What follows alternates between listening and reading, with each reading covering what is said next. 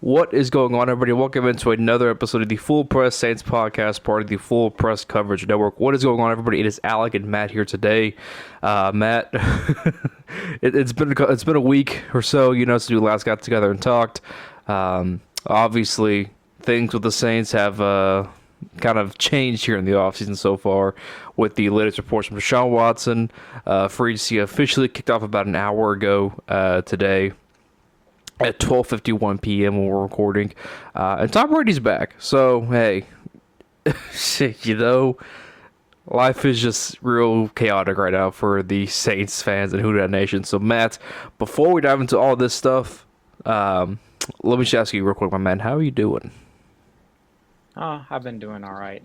I was actually in the South Louisiana area earlier last week, and I'm doing okay. But doing definitely better than the guy who paid $518,000 for Tom Brady's last touchdown ball to Mike Evans, and then paid for it one day, and then Tom Brady unretires the next day. That's pretty tragic. Yeah, I mean, who knows? It could be his last playoff touchdown pass. Who knows? Maybe. But obviously, Matt, we have a lot to dive into today, so let's just get right into it. Deshaun Watson. I think it's pretty safe to say right now that Saints Twitter is kind of split on the reports of the Saints not only submitting a trade for Deshaun Watson, but seem to be actively in a race between themselves with the Carolina Panthers to land Deshaun Watson. For obvious reasons, we know why some people feel a certain way about this move, whether it's on the field or off the field. Let's just kind of dissect everything about this. Let me ask you just this basic question first. Do you want Deshaun Watson to be a Saint? Man, that's kind of a loaded question these days. There's a lot goes along with that. Yeah, it really does. I mean, there's a lot to take in. There's so many different sides of this. There's the legal side. There's the trade compensation side. There's the incoming possible suspension side that I didn't even think about until recently. Like, first off, you got to think about what the trade compensation is going to be. Second off, you got to think about the legal ramifications. And, I mean, he was pretty much said there's not enough evidence to convict him. So there's that side of things. He still has some civil proceedings to go through, and who knows how long some of this stuff would drag on. And then there's also the fact of just any more possible issues, and then also the NFL could come in and say, hey, we're going to suspend you. And coming off that Calvin Ridley suspension, some people might be looking at the NFL like, man, giving a guy a full season for betting, and then some of these other things don't get near as much, so they might be trying to make an example. And you know how Roger Goodell hates the Saints, so if the Saints trade for Deshaun, Roger Goodell might say, hey, we got to pass down a year's suspension on the guy you just traded for, so that's pretty rough. I'm seeing something, and I don't really know how good this would be, but apparently the Jets offered like 3 firsts and then 1 to 2 seconds and Zach Wilson for Deshaun Watson. Where's that coming from? It's from Bryant McFadden, so Sheesh. he has a check mark, so who knows? Yeah, works for CBS. Yeah, works for CBS, so I mean it could be official. And then the Browns offered 2 firsts, 1 fifth, Kareem Hunt, Greg Newsome, and Baker Mayfield. And apparently the Texans said no to both of these deals. So, sheesh.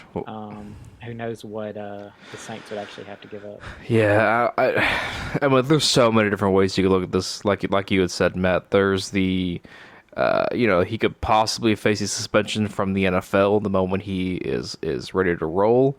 There are people who don't want to trade an arm and a leg and a damn near a whole body for Deshaun Watson.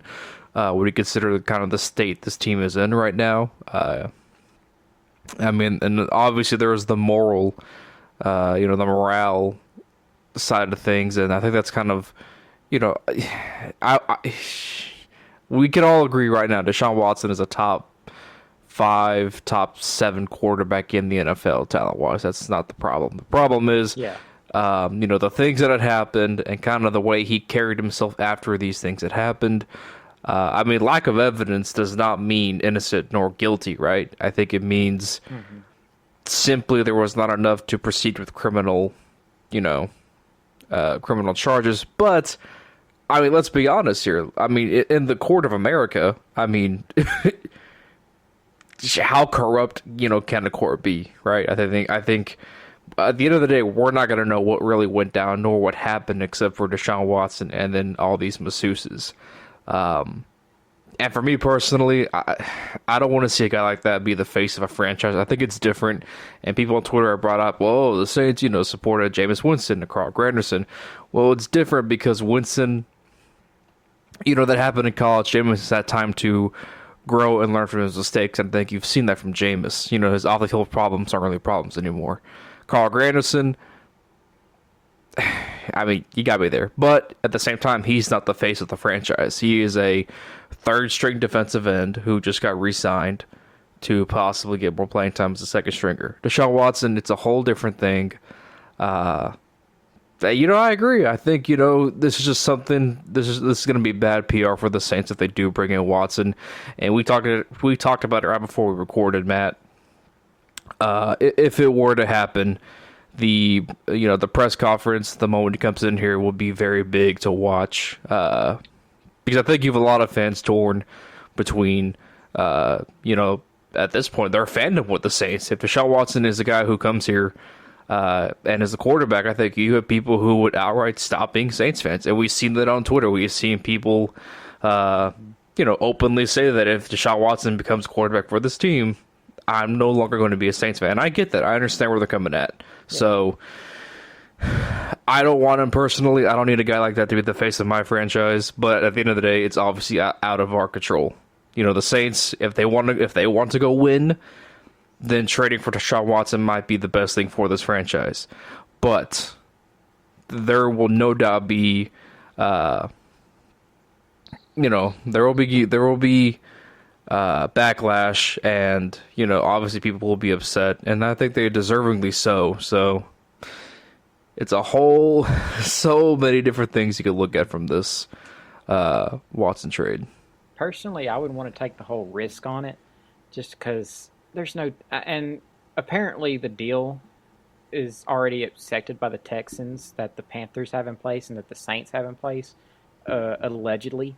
So who knows what that deal is? If that deal that I just brought up by the Browns and the Jets got rejected, and I mean it could have gotten rejected on Deshaun Watson's side because of the no trade clause, and he didn't want to go to those teams.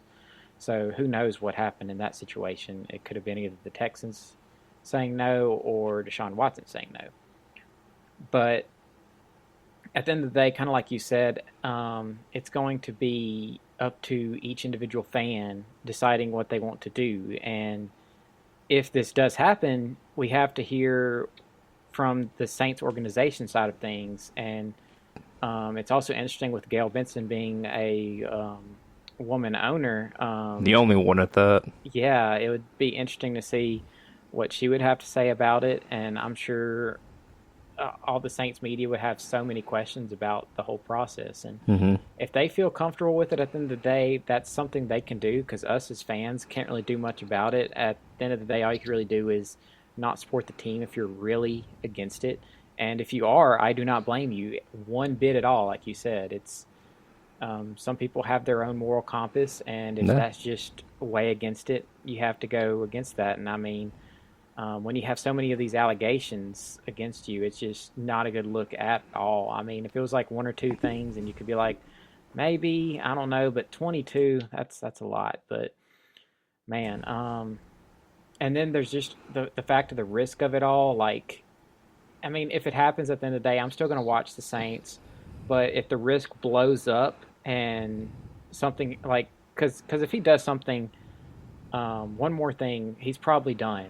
And Hmm. He'd be out of the league, and then the Saints would have just lost all this capital, all this future. They would be setting themselves back possibly half a decade to a decade, maybe even, depending on what this trade package looks like. Hmm. And man, I'm just telling you, I would, me and including a lot of other Saints fans would definitely have their gripes against it, and it would definitely show, and there would be a lot to go against it. But Hmm.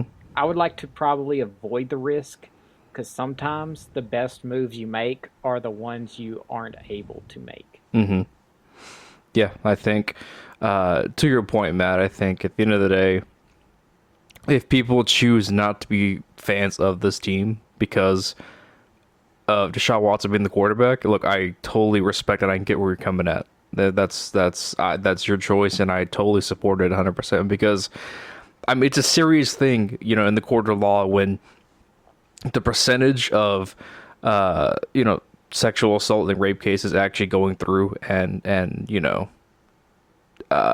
being ruled in favor of the victims is low in the courts. That's just how it works. So again, him being cleared with the ruling of lack of evidence, and I put in that quotes because I really don't believe it was a lack of evidence. I just believe Deshaun Watson could have easily bought off everyone and be done with it and move forward.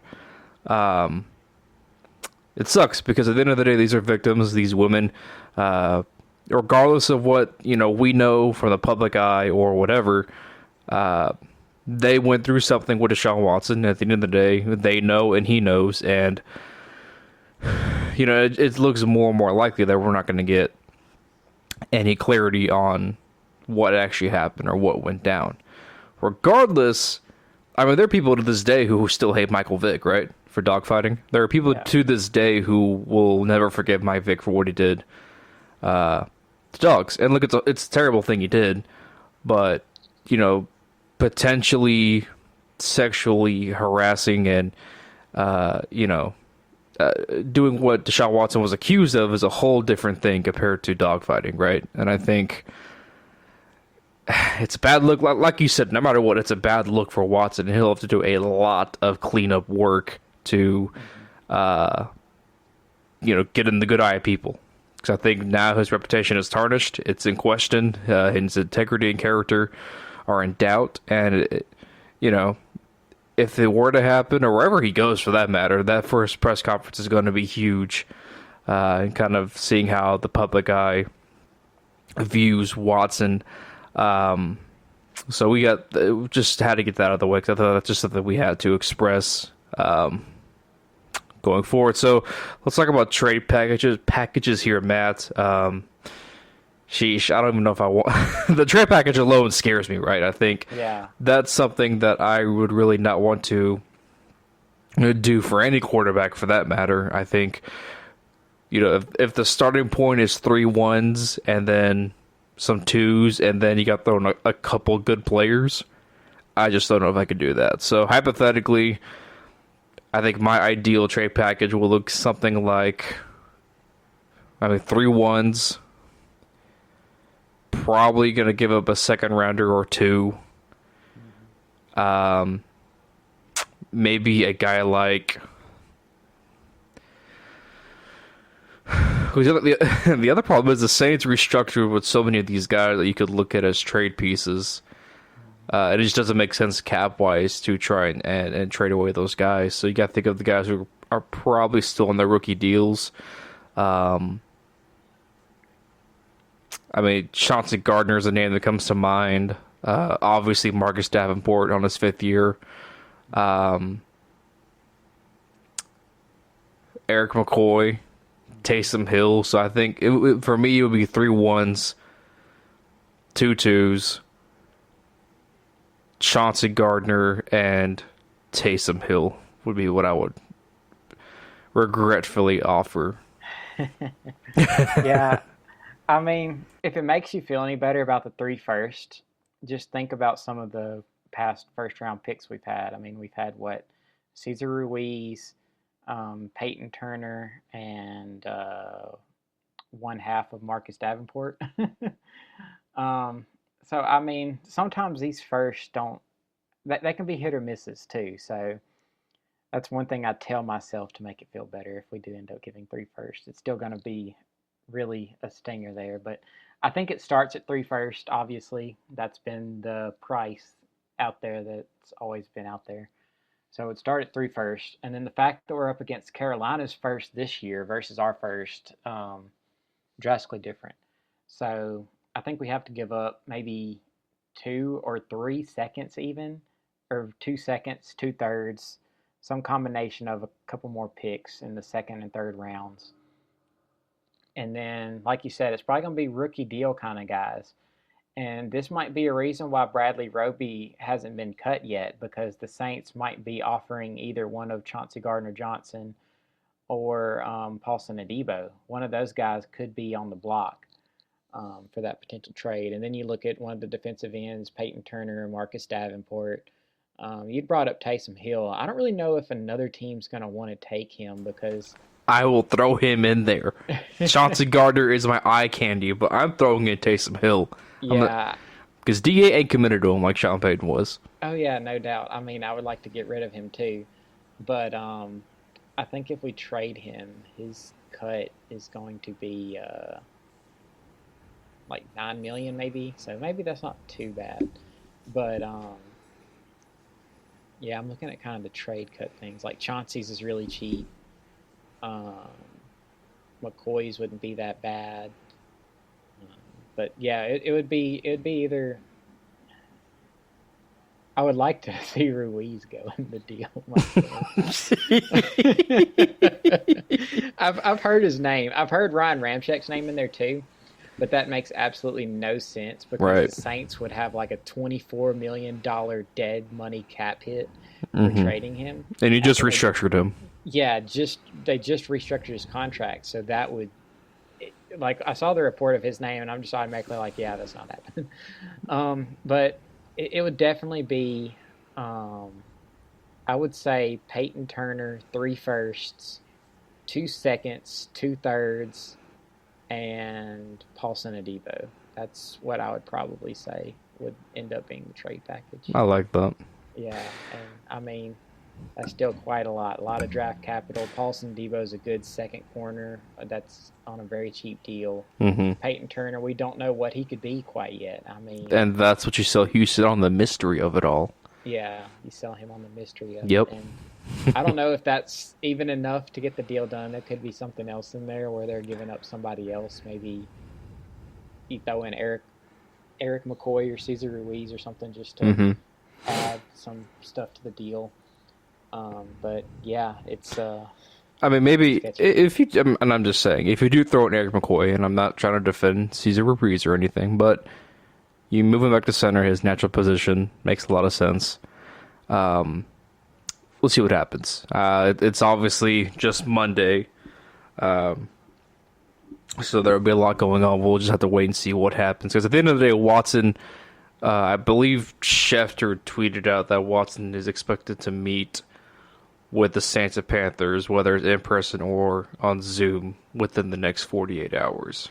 I would like to add in, as part of the trade, if we could somehow possibly maybe get, and I don't know how this would work out. I don't think it would happen, but getting Brandon Cooks as part of the deal would also be pretty interesting. That would be nice. But Cannot lie. I don't think it would happen just because of the past, and I know Peyton's gone. But Brandon Cooks might be more akin to being a second role guy now at this stage in his career. I know he had kind of issues with Mike Thomas's surgeons and everything like that. Also, while I'm thinking about the trades and stuff, I'm thinking about what the Panthers might be offering. Like, it would honestly start at three first. I assume Sam Darnold would be in there. CMC. Yeah, CMC, he was definitely a guy. I think he has like only a $4 million cap hit if they trade him before June 1st. Mm-hmm. So And McCaffrey might be enough to do it, honestly. yeah, and at the end of the day, though, like I'd said earlier, I do think both trade requests have been accepted. So I don't think it's a matter of which deal is the best. And I mean, it could come down to maybe the Texans say, all right, give us something else just to add into it, just to try to see if they can squeeze something out of it. But from what I understand, right now it's up to Deshaun Watson, and that's why he's meeting with the Yep. Panthers and the Saints in the next 48 hours to decide ultimately who he wants to waive that no trade clause for. Yep, and I guess the positive note in the middle of all this is just now, about an hour or so ago, the Steelers announced they were signing Mitchell Trubisky to a two-year deal. Excuse me. Obviously, we kind of knew the Steelers were a potential suitor for Jameis Winston. They wanted him when he was a free agent the first time a couple of years ago. Obviously, decided to sign with the Saints. Re-up to last year, looked good, but then had the ACL injury. So off the top of my head, I want to say the only quarterback needy team now might just be the Colts. Now that the Steelers seem to be off the market for quarterback. So, maybe, and let's agree, the absolute worst case scenario here would be the Saints invest all this time and energy into Deshaun Watson, and Watson ends up picking the Panthers, and then the Colts come out of nowhere and sign Jameis Winston in the middle of all that. Yeah, that would definitely be the worst case scenario. Yeah. I do think it comes down to the Jimmy G trade. I think the Colts are definitely in on that. And whoever loses the Jimmy G trade or the Deshaun Watson trade could also be looking at the Jimmy G trade as well. So it's definitely something. I personally don't want Jimmy G on the Saints. That would be something I just really am not in tune with myself. I know he has all these win categories, but he's a bus driver. That's what he is. If we lose out on Watson and Jameis goes somewhere else, I'd probably rather just draft a guy. And I know the draft isn't that appealing, and maybe we just have to trade up to get Kenny Pickett or something just to secure him. I mean, he might fall to 18 because everyone likes to talk about his small hands.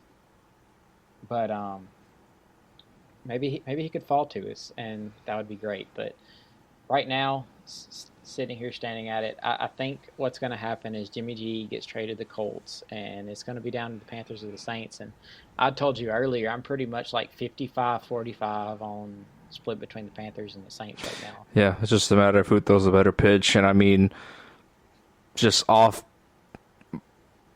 those two rosters, I think New Orleans has the better roster. I think they're more stable as far as coaching and the front office goes. I mean, look at Matt Rule. That's the guy who's fighting for his job this year. So we'll see what happens. It's going to be a whole ordeal, to say the least, when all this goes down. So we'll see what happens. Before we go into the free agent portion of the show, Matt, let me ask you, who do you want to be the quarterback next year? Or I guess this coming year. Who do you want? Man, I mean, Deshaun Watson, talent-wise, would be the guy. Because, I mean, getting a talent like that is very hard to get in the NFL. Mm-hmm. And if he didn't have all this risk for him and all these other factors, who knows what his trade package would look like if he didn't have all these allegations against him. I mean, that would be nuts. But, I mean, all things considered, I probably almost want to just go with Jameis again, see how the team goes. I kind of have a sneaking suspicion that if everything goes the way I think it will, and Marcus Williams signs with another team, Teron Armstead signs with another team, and Jameis is back, and we don't really do much to fix the offense, I think we're going to decline a little bit, honestly, and I think the draft pick might be better for next season where we could draft a quarterback. And I'm not saying tank purposefully, but like Stephen Ross. Yeah. But I think things to me are trending in a negative direction, but granted, this is the early part of the season, and that's just me thinking how things would go if Deshaun Watson doesn't come, if we don't re-sign one of Marcus Williams or Teron Armstead. I think Marcus Williams is very important. Agreed. But I just have to see how the rest of this free agency period goes and how the draft goes before I really have my thoughts on how the Saints could do as far as next season. And I mean, they could be high on one of the guys in the draft right now, Matt Corral, um, Kenny Pickett, like I said earlier. They could be just high on one of these guys and decide, hey, this is our guy. We're going to trade up and go get him as their backup option if they don't get Watson. So um, I'd probably rather have Winston right now. That's just myself. Yeah, and I think I'm in the same boat as you are. I think with Jameis Winston, one, uh, you do your best to keep the team intact by not trading away any assets for Deshaun Watson. Two, look, if the Saints could just draft and sign a wide receiver in the draft and in free agency, then we know this offense will be better with Mike Thomas back next year or this coming year. With well, I'm not gonna say Alvin Kamara because we just don't know yet about all that. But look, you get Mike Thomas back, you sign a receiver, you draft a receiver. You have the defense intact still, and I think Teron Armstead is pretty much as good as gone, and I think if he does come back, it's gonna be miraculously, like how the hell did this happen? I think Marcus Williams, it might be 50-50. I really don't know. I could see him coming back if the Saints offer maybe a little below market value for him. But at the same time, I could see him going to Detroit, the Jets, and they just offer him a bag. The Eagles, so he make a lot of sense too. So I'd rather just run it back with Jameis. Do your best to keep your own. Sign be smart in free agency in the draft, and let's just see what happens next year. And then if you need the quarterback, go from there. If Jameis is not going to be the guy. So we'll see what happens. But Matt, now let's talk about free agency. Obviously, a lot of things are going on right now. Who are some free agents you would like to see the Saints maybe go after? Well, obviously we have to look at the wide receiver market first, and I'm assuming the Saints have a plan for their cap. Like, let's just say the Deshaun Watson trade doesn't go through. Mm-hmm. Because if the trade goes through, I'm kind of scared we're not going to be able to sign many free agents, and we're going to be kind of probably screwed. nobody. Yeah. Yeah, exactly. And I think that's another caveat to the trade if it happens. Because I mean, we're not going to be able to draft anybody because we're going to trade away our picks. We're not going to be able to sign anybody because our cap is just going to be hard to deal with. And I mean, Mickey Loomis is a wizard at doing it, but at the same time, who knows what would happen? So I'm assuming the Saints have some kind of cap measures where they're ready to clear up some space to be able to absorb Deshaun Watson's contract. So just moving forward, thinking we're not getting Deshaun Watson, some receivers I would like to get. Obviously, Jarvis Landry got released today. He was looking for a trade. I would love to have Jarvis Landry on the Saints. He would be a really nice compliment to Mike Thomas. Our short intermediate game would be on point. If Drew Brees is still the quarterback, it would be a dream come true. But man, Jarvis Landry would be really, really nice. I know on a previous podcast I talked up Christian Kirk, but apparently he wants like $13 to $14 million a year. Yeah. I'm not paying Christian Kirk that much. God bless the team that pays Christian Kirk $14 million. Like, good. He's a wide receiver 3 at best. Yeah, I mean, how much did Michael Gallup get per year, though, to be honest? I'd honestly put Gallup got 12, but if you look at the way his money is set up, I believe like after the first 2 years, a lot of it's not guaranteed. Okay, because I'd probably put... I put Gallup over Kirk. Yeah, I'd put them in a similar tier. Yeah. So he'll probably get that money, honestly. It's partnering with the Jaguars, too. Watch the Jaguars come out and pay Christian Kirk. Yeah. And they say, look, Trevor, it's wide receiver 1. I'm sure this guy's going to go out and get a bag, but I would love to sign away Cordell Patterson from the Falcons, maybe on like a 2-year deal or something.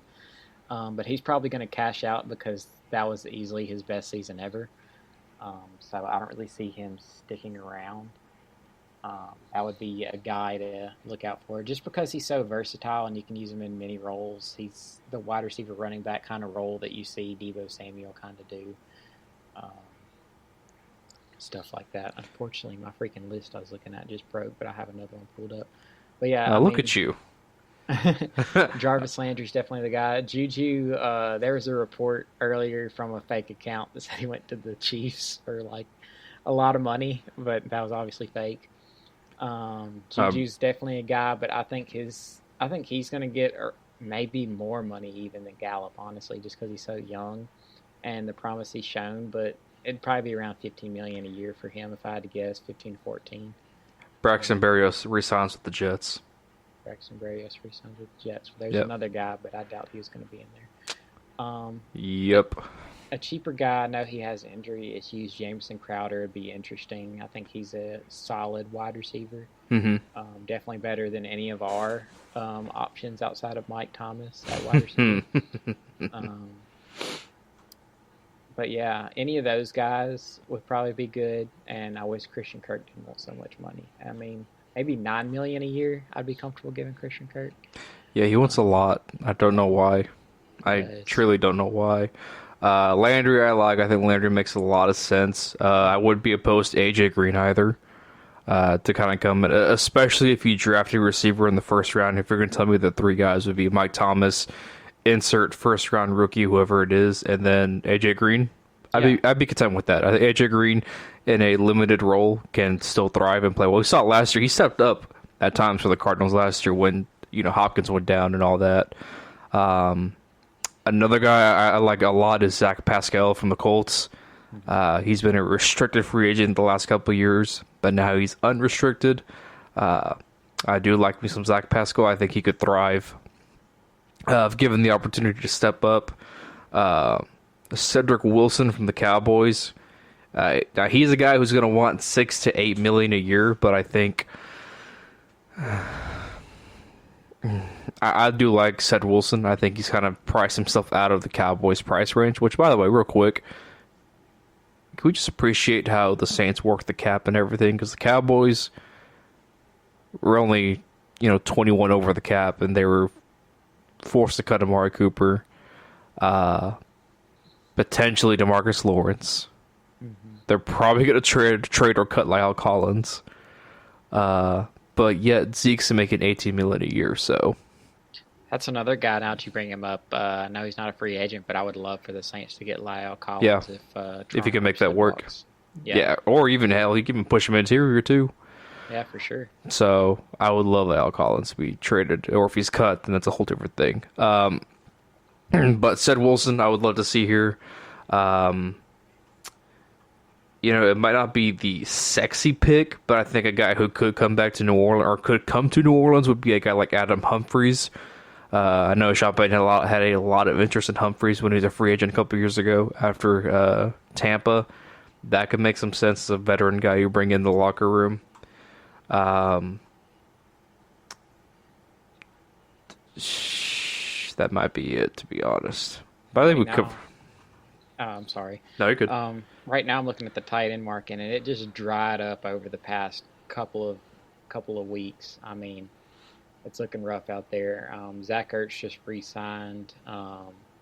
Jimmy Graham's could be an option. Bring him back at age 36. I know who my guy is. The tight end position. Okay, yeah. I got my guy. Who is that?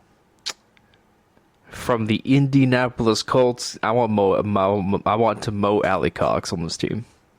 Yeah, I mean, he could be pretty good. I do like the potential of O.J. Howard, but with the Bucks bringing back Tom Brady, they might just try and re-sign him, or he might go and try and get a bag somewhere else. Because Gronk's going to go back to the Bucks too. That's obvious. Mm-hmm. That's definitely going to happen. I would like Robert Tonyan. I think Robert Tonyan would be a good guy to get. He might re-sign with the Packers. And they might try to go hard for him because Devontae Adams said he's not going to play on the tag. Mm-hmm. So it's going to get real choppy up there in Green Bay here pretty soon. Is it bad that I wouldn't mind bringing back Jared Cook on a 1-year deal? I'm good. You can miss me with that. Yeah, you pick one. Jared Cook for a year, or I got to watch Adam Trautman play another year again. Oh, God. Uh, Uh, actually, I I'll would. just go out. I'd rather just go out there and play tight end at that point. And I'm like freaking. I'm like 5'4". So I would mind Kyle Rudolph. yeah, Kyle Rudolph would be fine. He'd be an older Josh Hill essentially. Uh, CJ Uzama, I think, depending, he'd be fun, but it's a matter of how this tight end market is going to start. So as soon as one of these guys signs, we'll kind of get an idea where the market sits, and then from there, we'll see what Yeah, happens. I think they're going to be all really cheap.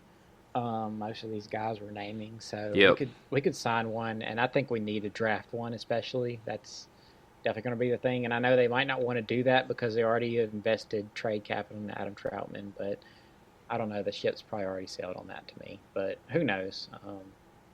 And then we should probably be looking at like the left tackle market if Armstead does walk. And like I said, Lau Collins would definitely be like the best guy to get there. Mm-hmm. Um, Other guys that make a lot of money or made a lot of money would be like Dwayne Brown on the Seahawks, but he's 37, so maybe if you want to bring him in for like a 2-year deal and just have him be the stopgap, or a guy like Nate Solder. Eric Fisher's probably going to get pretty good money.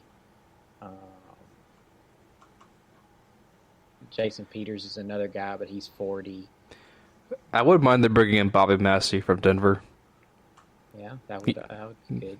Guy who played Arizona and Chicago, but he played decent football last year with the Broncos. It kind of gives you flexibility because I believe he had some starts at left tackle last year. He's really just a right tackle, but he had some starts at left tackle last year, so kind of gives you that versatility between him and Ramczyk if you need to flip one. Yeah, that is a very important thing because having guys that could always flip around and do different things would be a thing. So he would definitely be up there as a guy to get. Um, but I ultimately think that'd be another position they'd probably draft for. So the more I think about it, drafting a wide receiver might not happen, and we just might have to sign someone in free agency. But they'd probably use a day 2 pick, second round, third round pick on a wide receiver. But I could see them definitely drafting a left tackle and a tight end. Tight end would definitely be a day 2 pick. So maybe they could go wide receiver day 1, and then left tackle and tight end day 2 possibly. But I think they could possibly just sign a guy like you brought up, Bobby Massey, sign like an older veteran type guy to be like the stopgap between them and whoever they draft, and hopefully whoever they draft could end up being the guys. But yeah, I mean, tight end market looks cheap and not too promising. The tackle market could be different, but tackles get paid a lot of money. So you hope you can get someone serviceable. At the end of the day, Teron Armstead would be the guy to bring back, ideally. if possible. Ideally, that's the most ideal situation there. But if it turns out that it doesn't happen, we would just have to sign one of these more veteran type guys. So yeah, that's my thoughts on some of the free agents. Looking at it right now, I'm going to look through some more. Yeah, I think let's look at the defensive line real quick because I know the Saints did re-sign Carl Granderson, but to me the middle is still kind of lacking right now. I mean, they, I believe Shai Tuttle's a restricted free agent. You have David Onyemata, but I just kind of feel like outside of that, it's kind of lacking for a 4-3 defense, So I think one guy I'm looking at and potentially could come pretty cheap. And maybe he's willing to let bygones be bygones and maybe come back home. I wouldn't be opposed to Akeem Hicks. Oh no, I wouldn't either. That would definitely be. You could play both, inside and on the edge. Last year I think he got banged up quite a bit last year, but he still played through. And I just think if that's a guy who's willing to kind of forget the way the Saints did him and come back here, then hey, I think he'd be Keem Hicks, Onyemata, Cam Jordan, Davenport. That's a pretty nice front four. Oh yeah, for sure. And I mean, there's definitely a lot of names, so I think defensive tackle is definitely something I think the Saints could go for. Akeem Hicks would be an awesome get. And then just looking through some more, Linval Joseph's a free agent. I imagine the Chargers might try and bring him back though, but he is 34. Calais Campbell's a free agent. I don't know if I would see him going to the Saints. I think he would end up going to a team that he thinks has a really high chance of winning a ring. Mm-hmm. Um, Larry Ogunjobi signed already, so he would be out of the list. Um, William Golston on the Bucks. Both the Panthers defensive tackles Daquan Jones and Morgan Fox are free agents. Vernon Butler is a free agent from the Bills. Lots of guys to choose from. It's a veteran pool. Oh yeah, for sure. So this would be. I would definitely not be surprised at all to see the Saints sign a defensive tackle. Even if the Deshaun Watson trade goes through, I think they could make that happen. They could bring in a veteran guy. Agreed. No matter what the cap situation is there. So I definitely think that would be something they're definitely going to dive into. Yeah, I agree. Do you have any other names you want to bring up here, Matt, that potentially you would like to see this team or a team add? I think the popular one that a lot of people brought up is Tyrann Mathieu. Mm-hmm. If Marcus Williams does walk, ideally, like I said, you'd love to keep Marcus Williams, but I imagine his deal is going to probably break the safety market. Like, what's the highest safety contract? It's probably Jamal Adams. Yeah, unfortunately, it's Jamal Adams. Yeah, because you could thank him for this whole spike in the market. Yeah, because he pretty much just forced the Seahawks into doing that contract just because he cost them so much, and he did a 4-year, $70 million. Man, that's quite a bit. 17.5. Jesus Christ. Yeah. Yeah. So I think Marcus Williams. Exactly. I think Marcus Williams is probably going to want at least $18 million a year. Oh man, if not more. Man, and you could probably get Tyrann around 12. Holy crap! Oh, Matt, we called it. The Jags are expected to sign former Cardinals Christian Kirk to a large deal. Oh, man. Well, that's funny. Did it? I'm curious to see the numbers on that. That's funny. But go on, continue. But yeah, I mean, I think you could get Tyrann. I think last year he's getting around $14 million a year, so he'll probably sign for a similar deal. Maybe he could go even cheaper. Maybe, I'm not sure, because he is 30, and Marcus Williams is like 26, so that'd be the reason why he could get a little bit, or he could command what the money he's going to be commanding. But I know Quandre Diggs signed. He's 3 for 40. 3 for 40. Yeah, yes, so I want to say 3 for 40. that is 3 for 40. That's not too bad. That's math. 13.3. Okay, so yeah, that's probably the going rate for a good safety. That's right. Going to be elite, like a Marcus Williams type guy. So that'd probably be a similar deal you're looking at with Tyrann Mathieu, honestly. A 3 for 40 type deal. So Tyrann Mathieu would be the top of my list if we don't re-sign Marcus Williams. McCourty's a guy that's up there, but he's 35. I believe Devin. Yeah. I think Devin resigned in New England. I think he did too. Yeah. Keanu Neal, I think he's more of a strong safety if I'm not Marcus May would be interesting. Yeah, Marcus May would be interesting. It's kind of, a lesser version of Marcus Williams. Yeah, that's for sure. I liked Keanu Neal too, but I don't know if the fit would be right there. Lamarcus Joyner's a free agent. He would be really cheap if you just want to bring him in on a cheap deal. I believe he's re-signed with the Jets. Okay, so he did re-sign. Okay. Jabril Peppers is out there. Tayshaun Gibson, he's kind of older too, though. So yeah, there's a couple names that I could see as signing. But ultimately, I do think the Tyrann Mathieu thing is going to happen. I think there is some smoke there, especially if, and I know I keep going back to it, if the Deshaun Watson trade doesn't happen. We can afford Tyrann Mathieu. Yeah, we'd be able to afford it.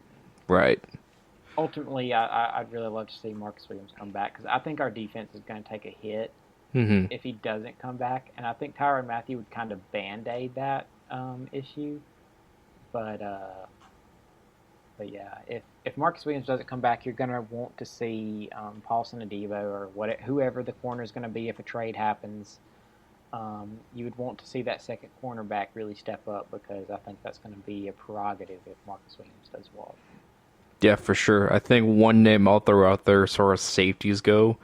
I actually would not mind if the Saints brought in Malik Hooker on a 1-year deal. I think playing with the Cowboys last year, you gotta remember he was coming off the torn Achilles 2 years ago with the Colts, and I just kind of feel like the thing is with those kind of injuries, usually the first year the guy never is the same guy, right? Especially when it's an injury like an Achilles.